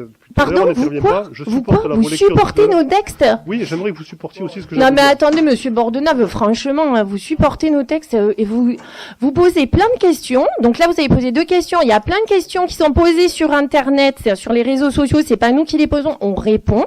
Donc après, je vois pas pourquoi vous le prenez sur ce ton-là. Je vous dis que vous répondez à côté. Non, on ne répond pas à côté, on répond à toutes ces questions. Laissez-moi me justifier. Allez-y. Moi, ça m'intéresse beaucoup de questions. Oui. Alors, désolé, j'ai perdu mes notes. Donc déjà, première question, pourquoi les échanges ont lieu maintenant, finalement? Mais parce que, en fait, le dossier suit son cours. S'il vous plaît, laissez-moi aller au bout. Vous me posez une question, je vous réponds. Non, mais laissez-moi aller au bout de mes questions et vous répondre à toutes mes questions avec grand plaisir. Pourquoi moquez-vous, stigmatisez-vous les Poussanais qui s'inquiètent, au lieu de vous remettre en question, en vous disant peut-être qu'on a raté quelque chose? Pourquoi vous nous avez dit au dernier conseil municipal avoir conclu un accord avec les élus d'opposition sur le fait de ne pas en parler pendant la campagne? On a cherché les enregistrements dont vous parlez, les écrits, on n'a rien trouvé de tel. Pourquoi ne pas nous avoir associés aux critères et avoir refusé de demander l'avis des Poussanais? Ça aurait été bien, à ce moment-là, de demander l'avis aux Poussanais. Ça aurait été bien également d'inclure les élus d'opposition, car peut-être que nous pourrions être d'accord sur le projet. Et ça me paraîtrait même important et intéressant qu'il y ait un accord unanime au sein du conseil municipal pour qu'on puisse représenter au moins la moitié de la population. On vous avait interrogé en conseil municipal sur le devenir quand on voyait des promoteurs tourner et pas qu'à la cave. Vous nous avez simplement répondu à l'époque, vous ne pouviez pas empêcher ces gens-là de s'intéresser au site. Et vous en étiez resté là. Finalement, vous avez établi des critères, vous nous avez associé nullement à ces critères. Donc je vous pose la question, pourquoi? Bon, je peux vous laisser répondre à ça si vous voulez, j'ai d'autres questions à suivre. Vous avez parlé de peur. Qui joue sur les peurs? Alors je ne pensais pas qu'on joue sur aucune peur à notre niveau. Vous nous parlez de l'état dégradé de la cave.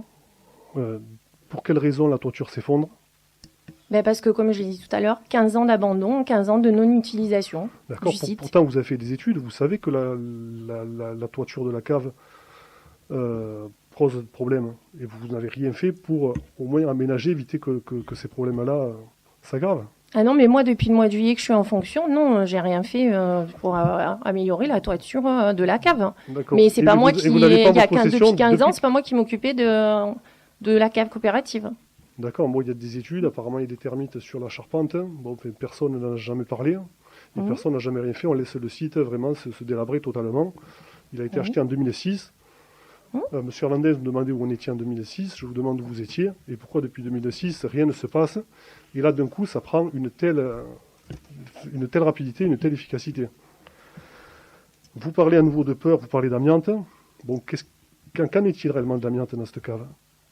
On vous pose la question, on vous a demandé des études à de nombreuses reprises. On vous a dit que vous pouvez les consulter en mairie, les études. On vous l'a redit quand vous êtes venu visiter la cave vendredi. D'accord, mais je vous pose la question, qu'en est-il de l'amiante? Est-ce que c'est si mais je vous l'ai lu la dernière fois en commission. Là, je ne l'ai pas, le document. Je ne vais pas redescendre dans les services le chercher. Pas.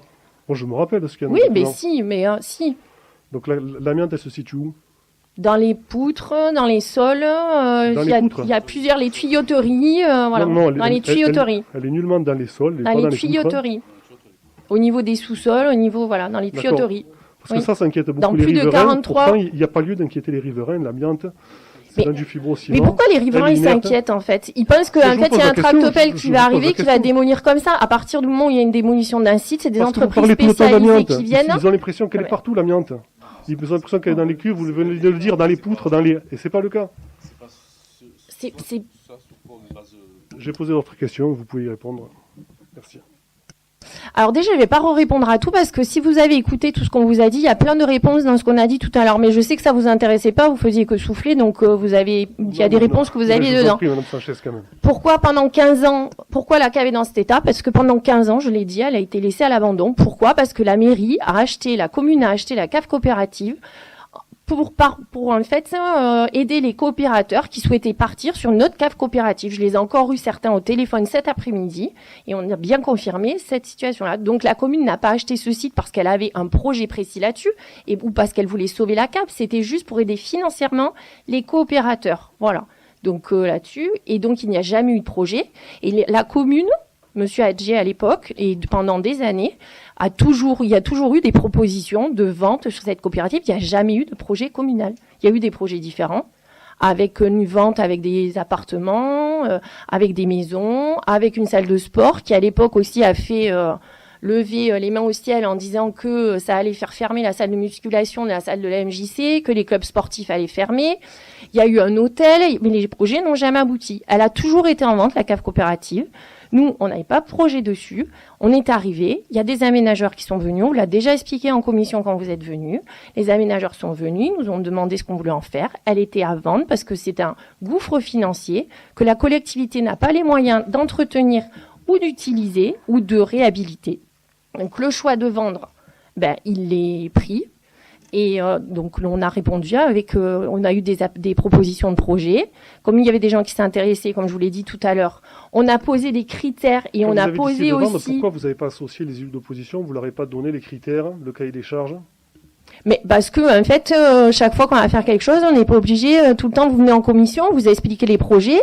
Là, ce projet, des aménageurs sont venus. On a défini des critères qui sont quand même sociaux, environnementaux, patrimoniaux, la conservation du patrimoine, les logements sociaux, le cadre de vie, l'environnement, le réaménagement du quartier. Je sais pas si vous avez d'autres propositions à faire sur ces critères. Il n'y a pas de souci. Ensuite, il y a eu des propositions. Il y a un des 3 aménageurs qui s'est désisté. Il y en a 2 qui ont fait des propositions. Vous avez été associé à une réunion où les architectes ont présenté des projets. Il y avait des tableaux de critères. Tout le monde a noté. Vous n'avez pas souhaité participer à la notation. Vous n'avez pas rendu vos dossiers. C'est votre choix. Vous avez tout à fait le droit. Je ne vous conteste pas ça. Mais voilà. Ensuite, il y a un des projets qui a été choisi. Vous l'avez contesté, mais... Pardon ? Le jour même, vous l'aviez contesté, ce droit-là. J'ai trouvé ce jour-là dommage en fait que vous ne participez pas. On vous demandait pas ce jour-là en fait d'être d'accord avec le fait qu'on vende la cave coopérative, puisque ce n'était pas votre projet, donc on peut comprendre. Mais par contre, vous participez à une réunion, on vous demande de choisir entre 2 projets, pas d'accepter le truc, mais au moins de choisir entre 2 projets, nous dire lequel vous préfériez, c'est tout. Et de comprendre quoi, Monsieur Bornal? Et pourquoi ce n'est pas vous qui faites... On vous a interrogé sur vos projets, sur cette cave. On vous a posé la question au conseil municipal. Oui. Vous ne nous avez pas répondu, oui, on est vendeur. Vous avez dit, on ne peut pas empêcher les gens de s'y intéresser. Ça ne veut pas dire la même chose. Oui, mais il y a des... après, ils tournent, ils s'intéressent, et puis voilà, après, ils font des propositions, ils nous contactent. En fait, vous nous demandez à nous de comprendre votre point de vue, mais vous, en fait, vous ne voulez pas comprendre le nôtre. Non, mais donc on n'y arrivera jamais, Monsieur Bordenave. On fait beaucoup d'efforts, on a monté beaucoup de choses pour encore aujourd'hui. Non, mais Monsieur Bordenave, avec ça, il faut arrêter de dire aux gens, on vote pour les délibérations, donc on est gentil, machin, tout ça. À un moment, il faut arrêter. Et quand vous dites qu'on fait peur aux gens, qui fait peur aux gens? Qui fait peur aux gens sur les réseaux sociaux? Qui ment aux gens sur les réseaux sociaux? Mais pas vous, j'ai pas dit que c'était vous. Mais il y a tout un collectif qui s'est créé. Communiquez, informez. Les gens découvrent tout comme ça. Ils ont découvert la vente le jour du conseil municipal. Eh bien, mais c'est un choix de la collectivité de vendre ce projet, on ne reviendra pas dessus. Ensuite, on vend, il y a un projet et les habitants et du quartier et les Poussaniers sont invités à participer à cette co-construction, mais on ne reviendra pas sur la vente du projet, la vente de la cave coopérative et sur le projet, c'est tout. Donc vous nous confirmez que l'avis de l'opposition et l'avis non, pas du tout. Ne vous a pas intéressé. Est-ce que je peux prendre la parole? Si l'avis des habitants ne nous concernait pas, en fait, on ne ferait pas justement ces groupes de travail pour associer les Poussaniers à l'aménagement du quartier et du site. Et on ne serait pas là aujourd'hui. Par contre, effectivement, c'est peut-être pas vous sur les réseaux sociaux qui faites peur aux gens, etc. Mais c'est un collectif qui s'est monté. Et dans ce collectif, vous n'êtes pas neutre non plus et ils sont présents. Donc c'est tout. Vous partagez en fait les publications de ce collectif où dedans justement il parle d'un nombre de logements énormes, de bâtiments de 5 étages alors que dans le PLU c'est interdit. On est une collectivité, on doit respecter aussi le plan local d'urbanisme. Donc vous partagez sur votre page, poussant tout simplement. Ah si. Vous partagez les trucs de la cave copée. Oui, mais pas celle-ci. Celles qui nous paraissent justifiées, oui, mais pas celle qui... Non, mais vous partagez quand même, ce qui fait peur aux gens et avec tous les commentaires derrière. On partage ce qui nous semble juste. Donc voilà, donc bon. Et vous étiez où, Monsieur Baronne, tout à l'heure? Quand il y avait France Bleu Héros avec le collectif dans la cave coopérative, alors moi, vous étiez avec eux? Tout à fait, voilà. tout à fait. Bon, je représentais l'opposition. Et Monsieur Lopez distribuait le tract non signé anonyme dans le quartier l'autre jour aussi. Donc après, c'est votre choix, vous faites comme vous voulez, mais ne me dites pas que vous n'êtes pas associé avec ce collectif. On est quand même en République, hein. Si jamais je distribue des tracts, je distribue des tracts. Mais Monsieur Lopez, c'est pas ce que je dis. Je dis que vous faites ce que vous voulez. Non, mais je dis que vous faites ce que vous voulez, mais ne dites pas que vous faites pas partie du collectif et que vous ne le soutenez pas. Si, on le Sinon, vous ne distribuez pas le truc. Est-ce que moi, André Lopez, je l'ai dit ça? Non, mais je ne vous dis pas ça. Je parle de votre groupe par rapport à ce que M. Bordenave dit. Donc vous êtes dans un groupe, donc M. Bordenave parle, donc j'explique. Vous dites qu'on anime à Télépeur, on est content de les rassurer, voilà. Ces gens-là. Toutes les informations, ils les obtiennent de nous. Je pense qu'ils ont dû essayer de venir vous voir en mairie. Ah non, donc, personne. Personne n'est venu nous voir en mairie, personne n'a demandé un rendez-vous. Et il y a quelques personnes qui ont demandé, on les a reçus, on a d'autres habitants du quartier qui vont venir la semaine prochaine qu'on va recevoir. Vous savez qui est dans ce collectif? Vous avez tous les noms? Vous êtes sûr que vous avez reçu personne de ce collectif? Non, on n'a pas reçu, en tous les cas, pas les personnes qui s'est présentées au nom du collectif, en tous les cas. Personne ne s'est affiché au nom du collectif. Voilà. Je sais très bien que demain, il y a aussi un article dans le Midi Libre du collectif et que même le Midi Libre n'est pas arrivé à avoir les noms des personnes qui font partie de ce collectif-là. Bon. Pardon? Parce que, en fait, comme il y a un article dans le Midi Libre, forcément la rédaction, et que je suis nommée et citée dans cet article et attaquée, forcément, la rédaction recontacte la personne qui est attaquée pour lui donner un droit de réponse. Donc voilà, c'est tout.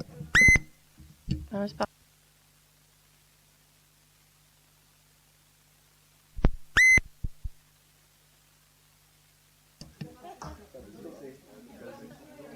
Vas-y.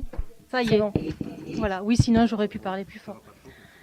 Donc moi je tenais à rappeler et à redire encore un coup que la cave, le projet de la cave coopérative, ce n'était pas un projet de campagne et ça ne le sera pas. Voilà. Mais pour autant, est-ce qu'on doit laisser à l'abandon un si bel ouvrage industriel? À la base, si vous pouvez. D'accord ? On ne dit pas ça. Hein.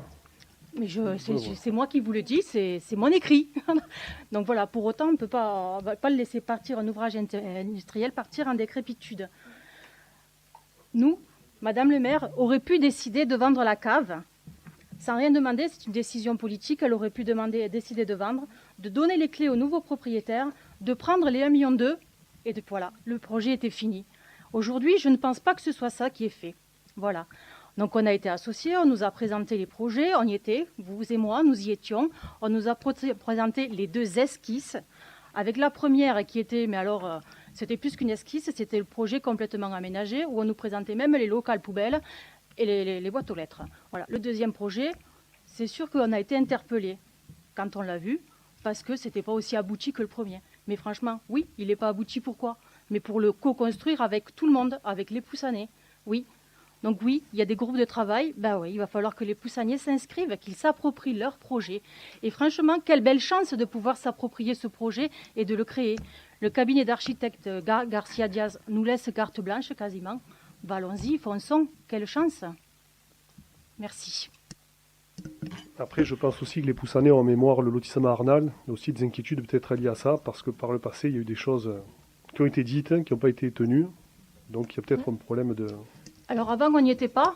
Aujourd'hui, nous y sommes. Certains y étaient. Certains y étaient. Oui, non, mais c'est de l'équipe au complet. Voilà. Là, on parle d'une équipe au complet. Nous sommes 22 donc on a laissé le bâtiment s'abîmer depuis 2006. Oui.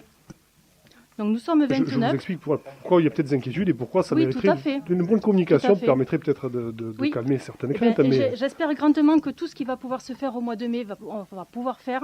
À ce moment-là, le cabinet Garcia viendra, expliquera son projet, son esquisse de projet et vers quoi il veut qu'on l'aide. Parce que c'est ça qu'il a besoin, cet homme aussi. Qu'on l'aide sur la mémoire du village. Voilà. Donc participons au maximum.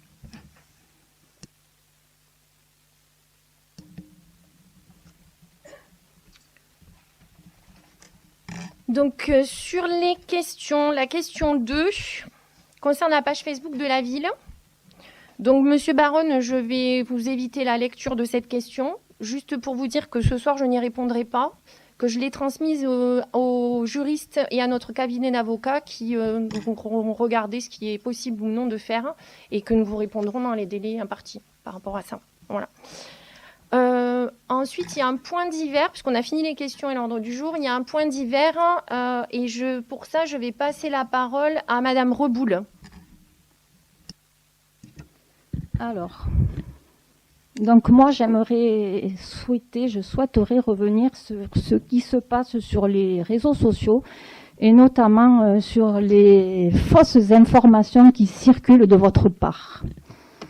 Donc, pour répondre et reprendre vos propos diffusés, notamment sur les réseaux sociaux, je souhaiterais apporter quelques précisions. Donc, je n'ai jamais détourné l'attention et j'ai toujours répondu à vos questions quand j'en avais les réponses. Bien évidemment, car je vous rappelle que l'élu n'est pas un technicien ni un agent de la collectivité. Vous relayez, via notamment les réseaux sociaux, de fausses informations. Alors il est de notre devoir en tant qu'élus de rétablir la vérité pour les Poussanais et les Poussanaises. Au travers de vos écrits, vous semez intentionnellement le doute auprès des parents en faisant un savant mélange des compétences qui relèvent exclusivement de l'école et celles qui relèvent exclusivement de la commune. Ce qui m'interpelle, c'est qu'avant de publier et d'affirmer certains propos, ne doit-on pas vérifier ces sources pour être sûr de ce que l'on avance?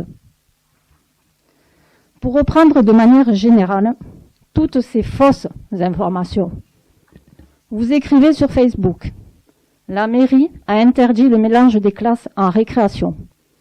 Faux. C'est vraiment méconnaître les compétences de la mairie en matière scolaire. Alors, pour rappel, les récréations font partie du temps scolaire et ne relèvent donc pas de la compétence de la collectivité.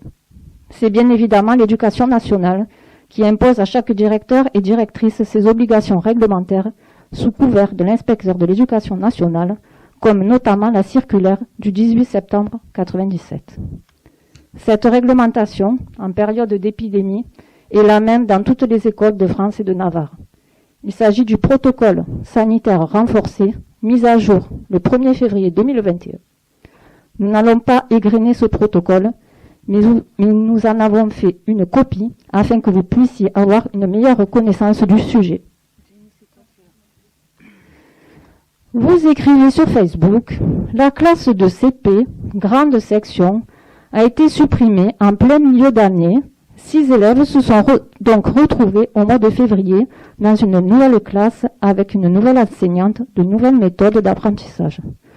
Vous insinuez très adroitement que la mairie en est à l'initiative. Faux. La mairie n'est pour rien dans cette décision. Encore une fois, ce n'est pas la mairie qui décide la constitution des classes dans une école, mais bien évidemment l'équipe enseignante sous couvert de l'inspecteur de l'Éducation nationale. La décision qui a été prise par les enseignants a fait suite à la mise en place du nouveau protocole national imposé par l'Éducation nationale, notamment dans les cantines. Je cite, vous avez le protocole sous vos yeux. Dans le premier degré, le non-brassage entre élèves de classes différentes doit impérativement être respecté. Les élèves d'une même classe déjeunent ensemble en maintenant une distanciation d'au moins 2 mètres avec ceux des autres classes. Afin de respecter ce protocole dans les cantines, un plus grand nombre de services a dû être mis en place, imposant notamment dans un premier service à 11h15 pour les maternelles. Certains parents ont fait alors remonter que cela pénalisait les CP qui perdaient 45 minutes d'apprentissage. L'équipe enseignante, avec l'aval de Madame l'inspectrice de l'académie, a donc décidé d'intégrer les 6 CP dans la classe simple niveau CP. Afin de clarifier tout cela, l'inspectrice de l'Éducation nationale a rappelé en conseil d'école de Véronique Hébert le 29 mars que ces changements relevaient bien de l'équipe enseignante et non de la mairie. Elle a aussi rappelé que cette décision était la solution la plus adaptée et qu'en période de crise comme celle que nous traversons, il fallait faire preuve de solidarité, de compréhension et de collaboration entre tous les acteurs, collectivités, directrices d'école et parents d'élèves. Lorsque vous insinuez que d'autres communes s'en sortent mieux, que Poussan ont fait d'autres choix, c'est faux. Il ne s'agit pas d'une volonté politique, mais d'une application du protocole sanitaire édicté par le ministère de l'Éducation nationale. Pour le mettre en œuvre, il a fallu tenir compte des contraintes techniques et humaines qui s'imposent à la collectivité, à savoir la capacité en termes de locaux et d'effectifs. Peut-être que certaines communes qui n'avaient pas ces contraintes techniques et humaines ont réussi à gérer de façon différente la pause méridienne. Mais sachez qu'un grand nombre de municipalités ont été dans l'obligation de rajouter, comme Poussan, plus de rotation pour le service de midi. Vous écrivez sur Facebook: la mairie, par la voix de Madame Reboul, adjointe au soutien scolaire, avait promis d'associer les parents au marché cantine. Faux. Madame Reboul n'a jamais promis cela. Et pour preuve, courant octobre, elle a reçu des parents délégués de la FCPE, en leur expliquant qu'il ne serait pas possible de les impliquer dans le choix du prestataire. Le cahier des charges étant effectivement en cours de préparation et devant être rendu courant novembre. Madame Reboul, lors de cet entretien, avait notifié aux parents que notre volonté politique était de privilégier la qualité, en demandant aux candidats d'intégrer dans leur cahier des charges des produits bio, locaux, de saison et issus des circuits courts. Le nouveau marché relatif à la restauration scolaire montre que nous avons opté pour une pondération à 70% qui fait prévaloir la qualité et 30% de pondération sur le prix. Le choix volontaire de cette pondération a permis ainsi de valoriser la qualité des produits proposés par les candidats. De plus, la loi Egalim apporte de grands changements dans la restauration scolaire. Au moins une fois par semaine, un menu dit végétarien, 50% de produits de qualité durable, dont 20% de bio, des mentions valorisantes, fermier, produits de la ferme, HVE, IGP, AOC, AOP, label rouge, du logo région ultra-périphérique pour la traçabilité des produits alimentaires et les circuits courts, couverts plastiques interdits, mesures obligatoires pour réduire le gaspillage alimentaire. Par le biais de cette loi, tous les prestataires de restauration scolaire étaient donc contraints d'intégrer dans leur cahier des charges tous les éléments mentionnés ci-dessus. Cette loi impose une dynamique vertueuse qui correspond à l'attente de tous, que ce soit les enfants, les parents, les élus, en termes de qualité de repas. Pour finir sur la cantine, vous saluez avec une certaine ironie une future réunion mairie-parents, or il s'agit bien plus qu'une simple réunion. Comme vous le laissez sous-entendre, il s'agit de la création d'une commission restauration scolaire à laquelle seront invités chaque trimestre des enfants, le prestataire, le personnel de cantine et bien évidemment les parents d'élèves. Vous savez très bien que nous ne le sortons pas du chapeau comme une réponse précipitée, mais que cette commission cantine scolaire est un projet inscrit dans nos projets de campagne et que la création de cette commission a été abordée plusieurs fois en commission scolaire où était présent M. Bordenab, membre de votre groupe. Pour finir, désolée Laurence, mais votre feuilleton aussi était assez long sur Facebook et donc on répond en fait voilà, aux différents points. Voilà, pour établir un petit peu. Pour finir, vous critiquez un certain nombre de points qui remettent en cause directement le travail, les choix des chefs de service et des agents de la commune. Et tout cela, vous l'étalez sur la place publique via les réseaux, sans la moindre connaissance de la réalité du terrain, des tenants, des aboutissants.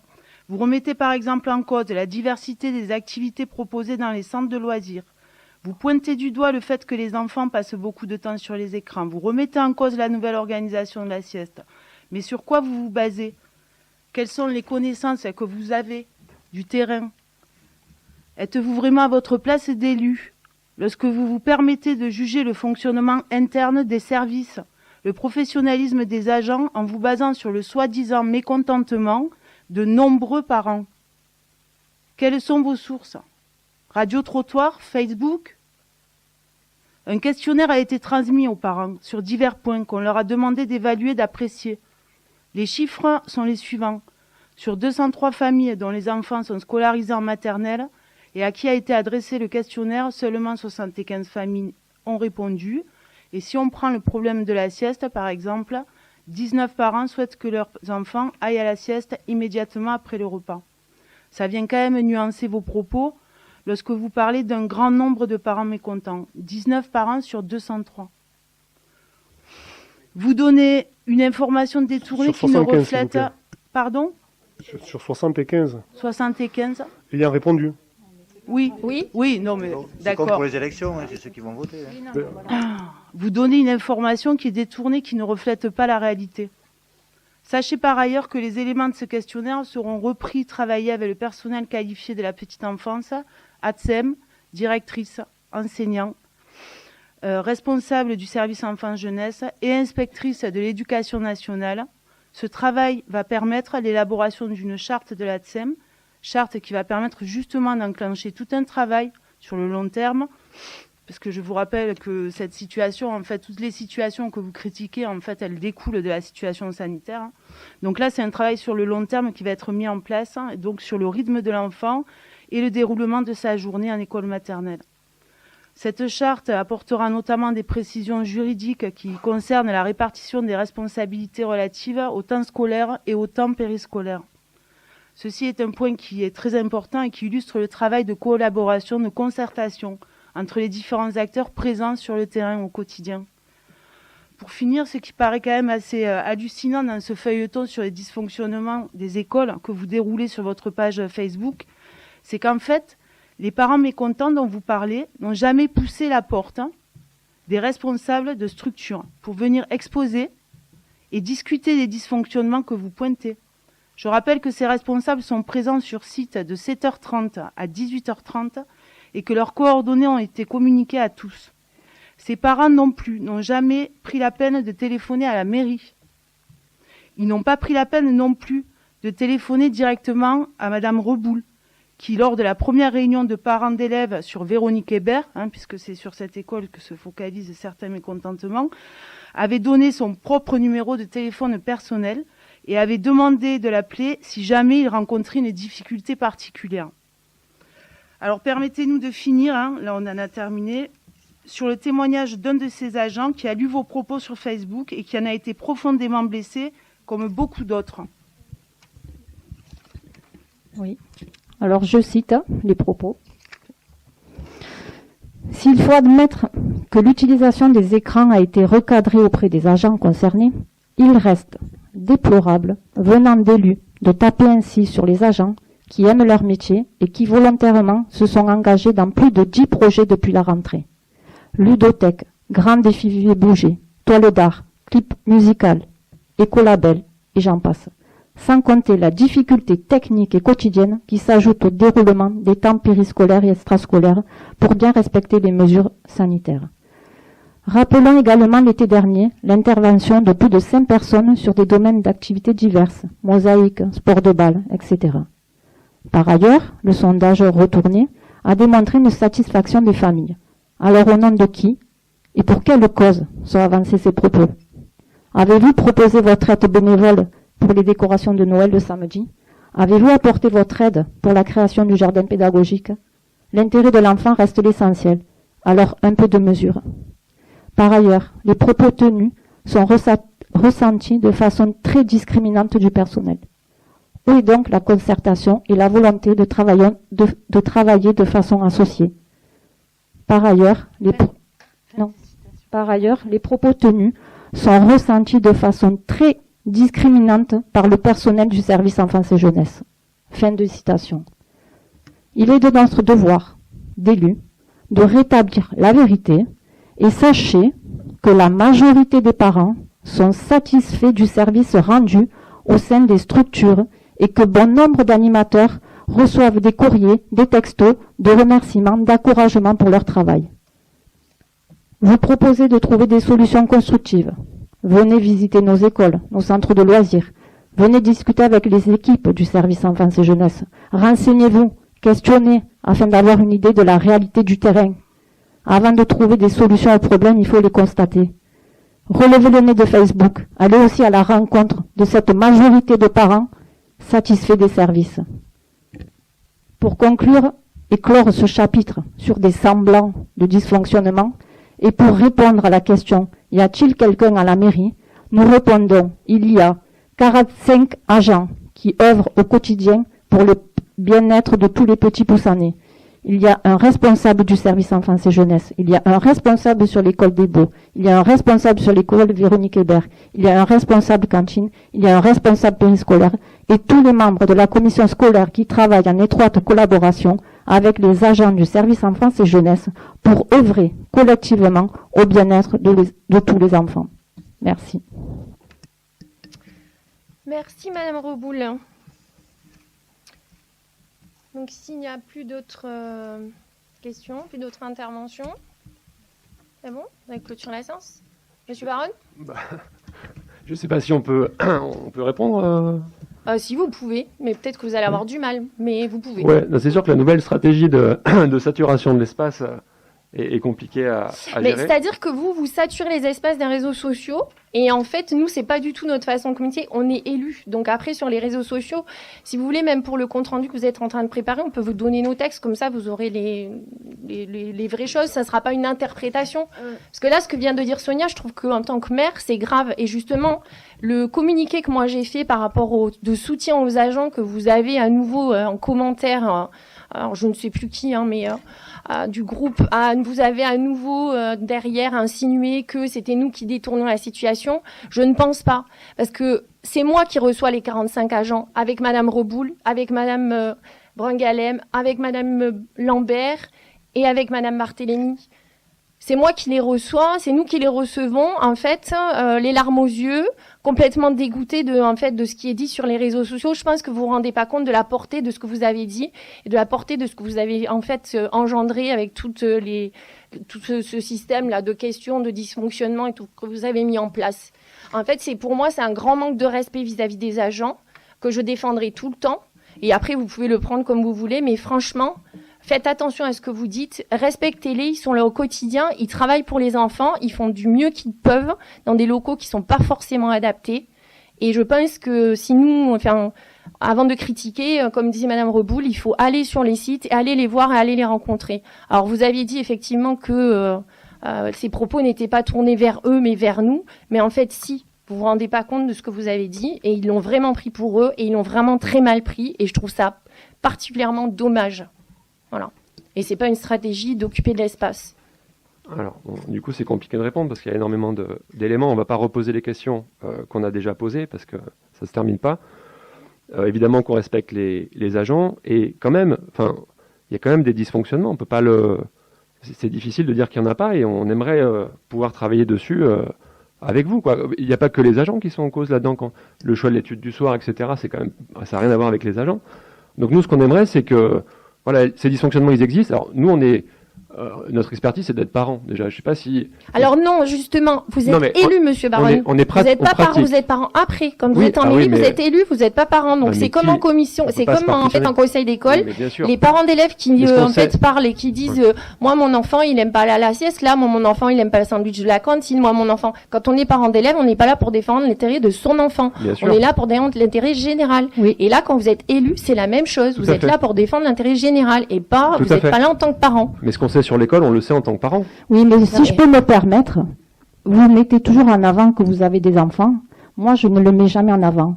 Et j'ai une fille qui est à l'école des Beaux, et j'ai une autre fille qui est allée à l'école des Beaux. Et quand on travaille en commission, quand on travaille pour l'intérêt de tous les enfants. Et on ne se porte pas sur soi à regarder son enfant. Parce que souvent, les enfants, entre la réalité et ce qu'ils vous rapportent aussi, il y a des fois un gros gouffre. Donc, on a eu l'expérience à Véronique Hébert où, soi-disant, on nous a fait remonter un gros problème où les enfants mangeaient avec beaucoup de mayonnaise et de ketchup. Or il s'avérait que c'était une incompréhension. Enfin, c'était les enfants qui remontaient des informations qui étaient totalement fausses. Donc, attention aussi, je le dis, à ce que disent les enfants, parce que ça ne reflète pas la réalité, malheureusement. Et arrêtons que vous mettiez.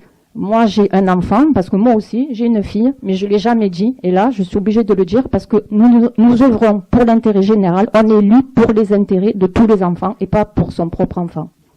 Tout à fait. Bon, on va pas, ça sert à rien de. Mais je trouve que le côté saturation et dramatisation ce soir, ça a été une stratégie que je trouve que je regrette un peu. Voilà. Dommage. Alors, je suis désolée, il n'y a pas de dramatisation. Quand on est élu, quand on travaille au quotidien, qu'on porte le service public dans son cœur, croyez-moi qu'on n'est pas là pour dramatiser, on est là pour travailler et justement pour offrir le meilleur service public qu'il puisse avoir à tous les enfants. Donc, on n'a pas dramatisé la situation, on remet juste les pendules à l'heure et on en a assez qui est de la déformation d'information. Vous déformez toujours l'information, vous la tournez toujours à votre avantage. Donc, à un moment donné, il faut dire stop. Et je vais simplement terminer en disant qu'un démenti porte bien son nom. Mais en fait, ce que les membres de la commission scolaire vous ont expliqué, c'était un démenti sur ce qui a été dit en fait sur votre page Facebook concernant les dysfonctionnements du scolaire. Voilà, c'est une explication. Moi, j'ai fait un communiqué de soutien aux agents et j'avais dit que je répondrais pas à vos questions. Vous aurez les explications au conseil municipal, puisque en fait, voilà. Et c'est ce qu'elles ont fait. Donc, il n'y a pas de côté de dramatisation ou pas. Elles expliquent ce qui est la réalité et comment ont ressenti les agents ce qui a été dit sur votre page et ce qui se passe vraiment. Voilà, c'est tout. Pas plus. Moi, je ne suis pas dans la jubilation, dans la dramatisation par rapport à ce qu'on a dû faire. On a passé beaucoup d'énergie à ça. J'ai l'impression d'être obligée de faire de la politique politicienne. Moi, je suis nouvellement élue et là où je m'épanouis, c'est quand on est concrètement dans les projets qu'on les fait avancer. Donc, voilà, c'est tout ce que je voulais dire. Là, j'ai pris aucun plaisir à ça. Ça a été beaucoup d'énergie. Après, moi, pour ma part, je tiens à ajouter que bien sûr, si vous voyez un dysfonctionnement, si pour vous, il vous semble un dysfonctionnement, bien sûr qu'il vous faut aller voir le service compétent et le signaler. Bien sûr. Pas le mettre sur... Enfin, moi, je vous parle là en tant que tout, élu, maman, tout ce que vous voulez. Un dysfonctionnement, ça se règle. Donc, allez voir la personne et faites en sorte que ça ne se renouvelle pas pour vous et pour les autres. Voilà, c'est tout.